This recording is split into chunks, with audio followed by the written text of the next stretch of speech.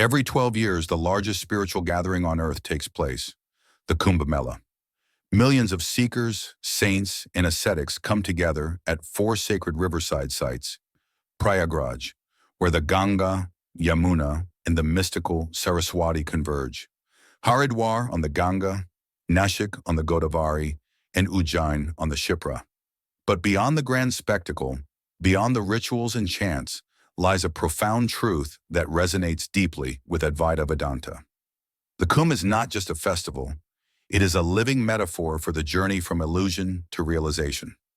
According to legend, the Kumbh Mela originates from the cosmic event when the gods and demons churned the ocean to obtain Amrit, the nectar of immortality.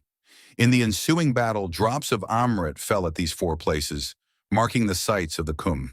But this story is more than mythology. It is a reflection of our own inner struggle. Just as the gods and demons fought for immortality, we too remain trapped in the conflict between desires and detachment, between bondage and liberation. Advaita Vedanta teaches that this world is Maya, an illusion, constantly shifting like the crowds at the Kumbh. Millions gather, bathe, and disperse, just as lifetimes come and go.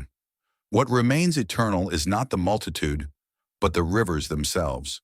The Ganga, Godavari, Shipra, and Yamuna have flowed for thousands of years, untouched by the countless forms that come to their banks. In the same way, the true self, Brahman, remains unchanging while the transient world rises and falls.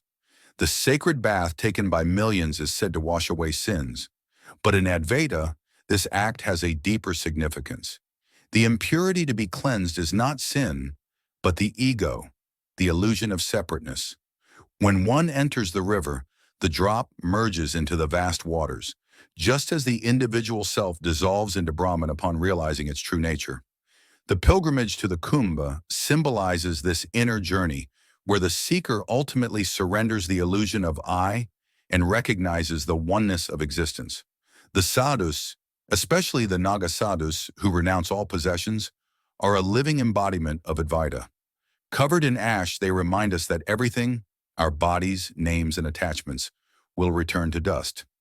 Many of them follow the Advaitic path, seeking the direct realization of the self beyond mind and body. For them, the world is but a passing dream, and only Brahman is real. The Upanishadic declaration, Tat Tvam Asi, you are that, is not a philosophy for them. It is their lived experience. The Kumbh itself is cyclical, repeating every 12 years, just as life moves in cycles of birth and death. But Advaita Vedanta gives us a radical message. This cycle is an illusion. There is no birth, no death, no separation.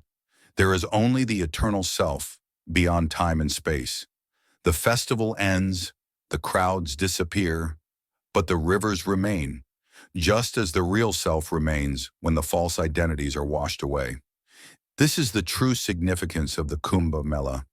It is not merely a pilgrimage to a sacred place, but a call to awaken from the dream of separateness. It is an invitation to take the ultimate dip, not just in the waters of the Ganga, Godavari, Yamuna, and Shipra, but into the depths of one's own being. To dissolve, to merge, to realize, there was never anything but Brahman. Will you take the plunge?